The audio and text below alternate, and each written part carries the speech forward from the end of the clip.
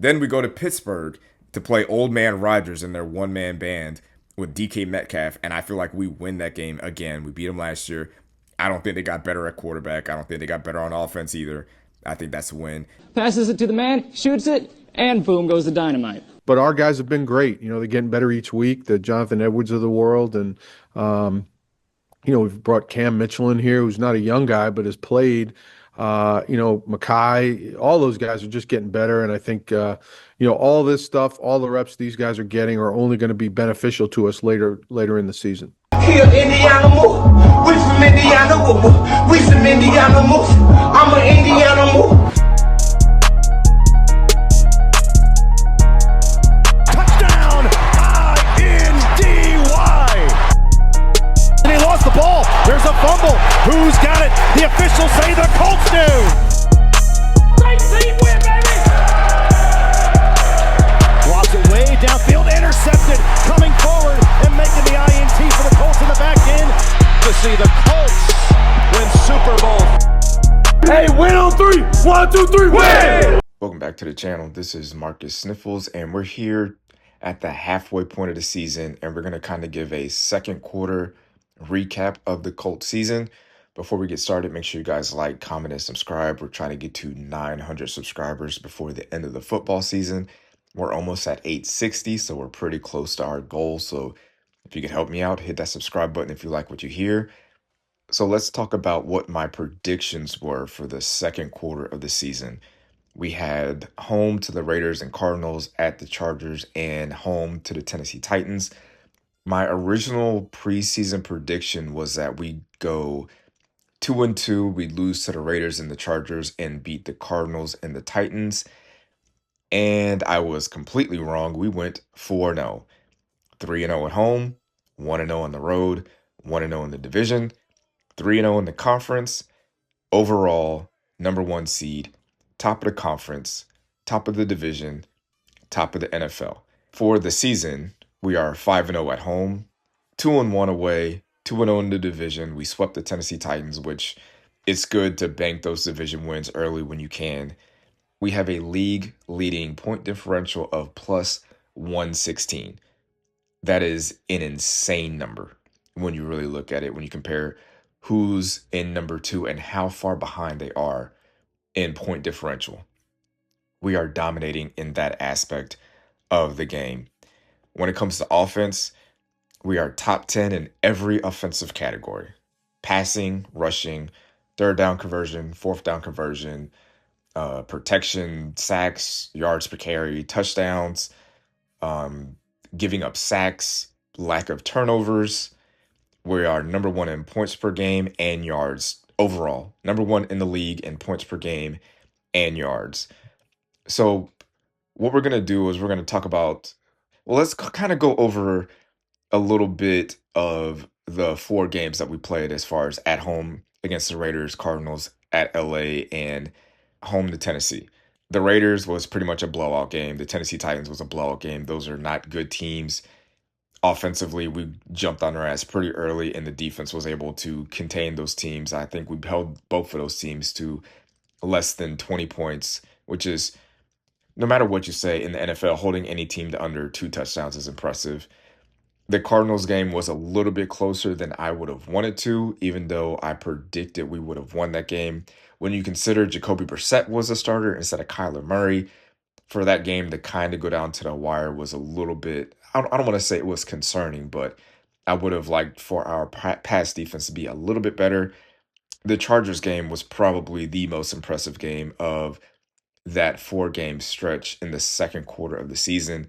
Went up against an elite quarterback, possible top 5 quarterback in the NFL, and pretty much held them to nothing until the third quarter when they were down 20 something points, and all they did was just try to pass to stay in the game. So Justin Herbert's numbers were a little bit inflated. He had a career game, but they still lost by over 3 scores. And the game was never really in doubt. Even when the Chargers brought it in to 2 scores, our offense immediately drove right down the field and put the ball in the end zone. So that game was not even a question. And that should have been the game to kind of put the Colts in a better light as far as in the national conversation, but that's something that we'll save for later on in the season once we, continue to keep winning. There are a few pros to this season and a few cons. The pros of the season is obviously what Jonathan Taylor's doing. Like, he is putting on an historical rushing season. Like, and the most impressive thing about what he's doing this season is he's getting so many yards with not that many carries. Like, he's not doing it with 25, 28, 30 carries. He's breaking, getting almost 150 yards in under 20 carries. He has explosive runs. He's not fumbling the ball. He leads the league in touchdowns. He's scoring more touchdowns than whole teams. Like, multiple teams don't have as many touchdowns as Jonathan Taylor this year. He is better than he was last year, and he was an elite back last year. He was a top 5 rusher last year, and for somehow he has gotten better. Now, I don't want to just give all the credit to Jonathan Taylor, although you can tell with his patience and his footwork that he definitely worked on those two aspects of his game this offseason. It's not just him running straight into wherever the hole's supposed to be, it's him setting up his blocks, making the right cut, seeing the right cutbacks, and seeing the lane and hitting the hole and explosively getting downfield and not fumbling the ball. Now, while Jonathan Taylor has been playing dominant and he has clearly improved in his 6th year in the league, and he is still clearly in his prime, we have to give a shout out to the offensive line. Like, we can wax poetic all day about Quentin Nelson. Like, we know what Quentin Nelson is. He's top 2 guard, top 2 lineman in the NFL on a Hall of Fame trajectory. Like, he is just an amazing player. But I kind of want to focus on Tanner Bornolini and Matt Gonzalez. Like, to lose Ryan Kelly and Will Fries, a lot of people thought that our offensive line, especially the right side, will kind of suffer a little bit. And it's almost like we haven't lost a step. It's gotten to the point where we don't have to just rely on the left side of the offensive line anymore. We can trust that the right side is good enough to break Jonathan Taylor off for a good run. Or we can pull Gonzalez and pull Tanner Bortolini to the left or to the right and trust that they're going to go out there and make their blocks. Obviously, Quentin Nelson is going to be a Pro Bowl, all pro guy. But I think as fans and, commentators of this team, we need to get another offensive lineman to get some sort of Pro Bowl nod. Make some noise for one of those guys. Maybe it should be Tanner Bornolini. I'm leaning towards Bornolini. He's kind of been dominant. Like, we haven't missed a step with him at center, and this is his first year starting. He's been a dominant center. There is no real weakness on this offensive line anywhere. And that's when you match that with the best running back in the NFL, you're going to be a hard team to beat, top to bottom. So when it comes to, I'm going to kind of talk about the cons. I'm going to skip to the cons and I'm going to tie it back into a pro. It'll make sense as we go through. The cons of this 4-game season have been the injuries. Some of the injuries that we've had. Spencer Schrader has been having a great season. I believe he only missed 1 extra point. He had a game-winning field goal against the Broncos, and I think that the play that got him injured against the Raiders was borderline dirty, unnecessary, and he tore his ACL and MCL, and he's out for the season. I would feel a lot better with him going forward throughout this season, but it is what it is. Next man up mentality, stuff like that. Hopefully he gets healthy and we can bring him back next year. Another injury that we had was Anthony Richardson had a freak accident where an armband snapped back and hit him in his eye, and he had to have orbital bone surgery, which is insane to see. Well, no pun intended, I guess. But yeah, he had to get his eye operated on because he almost knocked his eyeball out, apparently. And the part that is super frustrating about what happened to Anthony Richardson, as far as him getting injured, is that he is missing crucial development points in his career. Like, the Tennessee game got so out of hand so quickly that the starters were out of the game with 10 minutes left in the 4th quarter. And instead of Anthony Richardson getting 2 or 3 drives to kind of show what he can do, get some reps in, get some chemistry with A.D. Mitchell, and get some chemistry in the offense and just get some good film out there and show what he is as a prospect and as a player and show the team and the front office or other teams that he is developing and improving and get out there and play. He's not able to do that because he's hurt again. And Riley Leonard went out there and did absolutely nothing for 2 to 3 drives. Like didn't complete a pass, didn't have any explosive runs, did nothing. And I feel like Anthony Richardson out there with his running ability, his arm talent, his arm strength, he would have at least been able to show like, hey, if Daniel Jones gets hurt, if something happens to Daniel Jones, you know that you have me back here. Or I can show so much improvement that another team would be willing to give the Colts some sort of value, whether it be this season or in the offseason, whether it be instead of, throwing a 6th or 7th round pick for him, they might see something that Anthony shows in a regular season game, although it be garbage time, they could see something and be like, you know what, we're willing to give a little bit more. Maybe we'll give a 4th round pick. Maybe we'll give a 3rd round pick for Anthony Richardson because we see what everybody saw in that pre-draft process, and we can kind of see a little bit of improvement. Not go out there and throw a 50-yard bomb, but if he goes out there, throws an 8-yard slant, a 10-yard out, a 2-yard screen pass, and they're accurate, that might be enough for a GM to be like, okay, yeah, I want that because we can do something with that. Another injury that we had, Jalen Jones, he's been out these last 4 weeks. It's possible that he comes back this coming week against Pittsburgh, which would be a massive improvement. And obviously, Javarius Ward had a freak injury in pregame warmups where he has been on IR for concussion. He should probably be back after the bye week. And that him getting hurt has slowly become a positive, a net positive, in my opinion. Mekhi Blackmon, Chris Lamont have been playing a lot more, getting a lot of reps, and they've been improving. Mekhi Blackmon had 2 games in a row where he had an interception. Chris Lamont has got an interception. We haven't had a cornerback get picked on the way Xavier Howard got picked on at the beginning of the season. These guys are running step for step with these wide receivers. They're getting a hand in there. They're knocking down passes. They're making plays. They're intercepting the ball. They're causing turnovers. They're being trusted to play one-on-one coverage. And those things don't happen if Javarius Ward doesn't get hurt.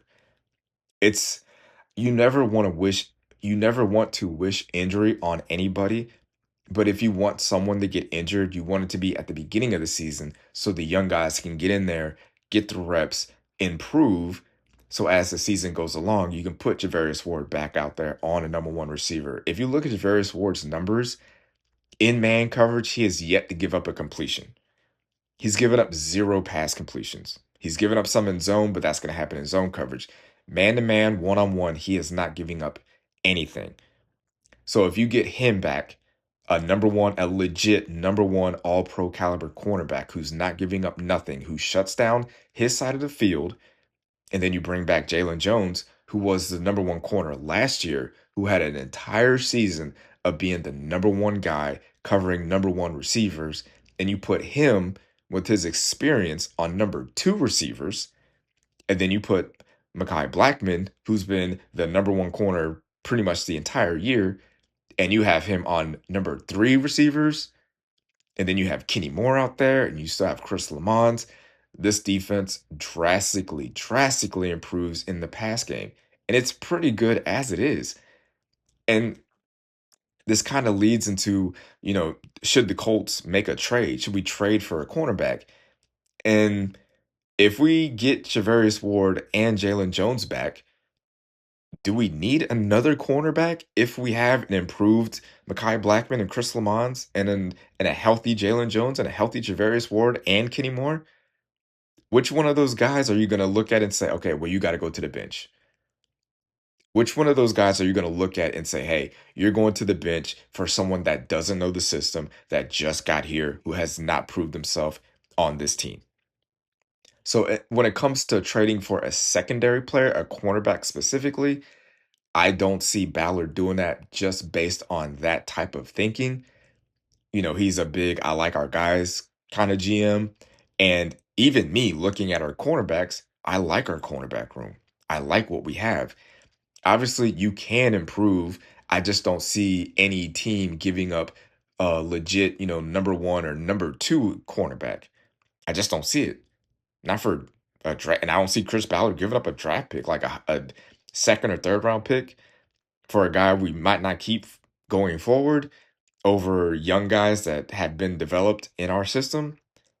Now, if you want to trade for a pass rusher, that's a different story. I could see that.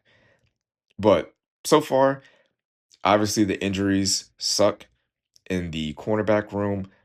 But the idea that these young players were able to get out there and gain experience, I wouldn't trade it in for anything. Wouldn't trade it in for anything. We're gonna get to the end of the season and we're gonna have like a top 10, top 5 pass coverage team, and people are gonna be like, man, it's a good thing that those young guys got a chance to play. I'm telling you, it's going to happen. You're going to hear it.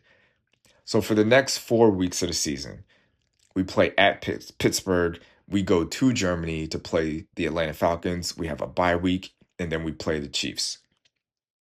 Now, my offseason prediction was we go 3-0. We beat the Steelers, we beat the Falcons, and we beat the Chiefs. I don't tend to do, pregame predictions and, keys to the game and things like that, because when it comes to keys to the game, it's always the same thing. Win in the trenches, don't turn the ball over, win on special teams. It's all football is football is a complicated game, but it's also very simple. Win up front, don't turn the ball over, win on special teams. That's pretty much it, and you'll win the game. When it comes to the Steelers, they had just played the Green Bay Packers at home. They did not sack Jordan Love one time. And Tucker Kraft, their tight end, had 7 catches, almost 150 yards, and 2 touchdowns.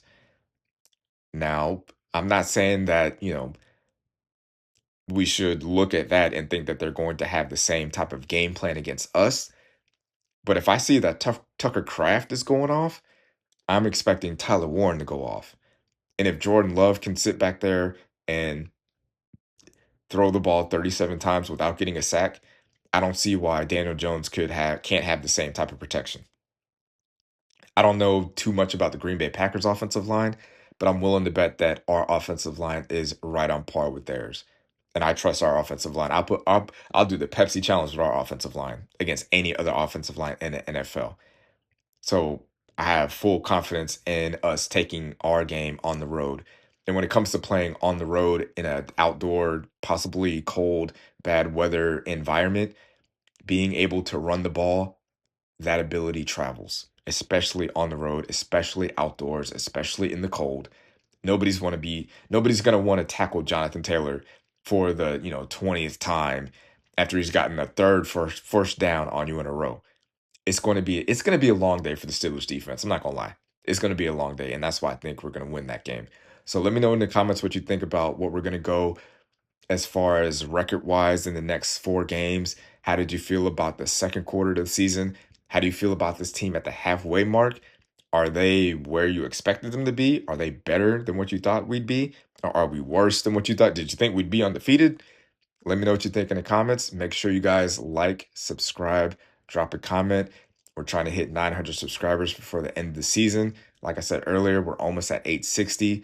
So let's keep running up those numbers. I appreciate everybody that has been watching, that's been subscribing and supporting us. We're going to keep doing this thing until the wheels fall off. I appreciate y'all. Go Colts. Thanks for watching, babe. Make sure to like this video and subscribe to the channel. You made it this far. If you have not liked the video at this point, what are you waiting for? Just like the video. Hit the like button right now. I'm talking to you. Make sure you like the video and subscribe and drop a comment. All that stuff. This is a threat. Not a threat, a warning. But it could be a threat. Just do it.